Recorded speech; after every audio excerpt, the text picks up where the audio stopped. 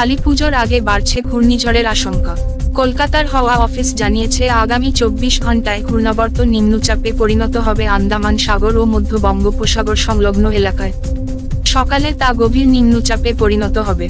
বুধবার বঙ্গোপসাগরে তৈরি হচ্ছে ঘূর্ণিঝড়। এটি উত্তর পশ্চিম বঙ্গোপসাগরে ওড়িশা ও বাংলা উপকূলের কাছাকাছি চলে আসবে। মৎস্যজীবীদের জন্য সতর্কবার্তা আবহাওয়া দপ্তরের। গভীর সমুদ্রে যেতে নিষেধ করা হয়েছে। উপকূলে ফিরে আসতে পরামর্শ। মৎস্যজীবীদের সমুদ্রে যেতে নিষেধ করা হয়েছে। বৃহস্পতিবার সকালে উপকূলের কাছাকাছি এই ঘূর্ণিঝড়ের গতিবেগ 100 থেকে 120 কিলোমিটার প্রতি ঘন্টায় হতে পারে।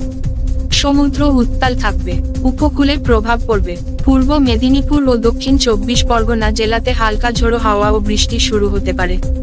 ভারী থেকে অতি ভারী বৃষ্টির সতর্ক। ভারী বৃষ্টি হবে উত্তর ও দক্ষিণ 24 পরগনা, পূর্ব ও পশ্চিম মেদিনীপুর জেলায়।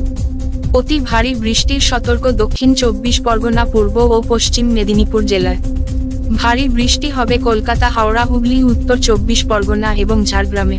মেঘলা আকাশ এবং বিক্ষিপ্তভাবে হালকা মাঝারি বৃষ্টি দক্ষিণবঙ্গের প্রায় সব জেলাতে। হালকা ঝড়ো হাওয়া থাকবে। উপকূলের জেলাগুলিতে ঝড়ো হাওয়ার পরিমাণ গতিবেগ বেশি থাকবে। মূলত হালকা থেকে মাঝারি বৃষ্টির পূর্বাভাস। ঘূর্ণিঝড় স্থলভাগের কাছে আসলে উপকূলে জলোচ্ছ্বাসের সম্ভাবনা। কাঁচা বাড়ি ক্ষতিগ্রস্ত হতে পারে।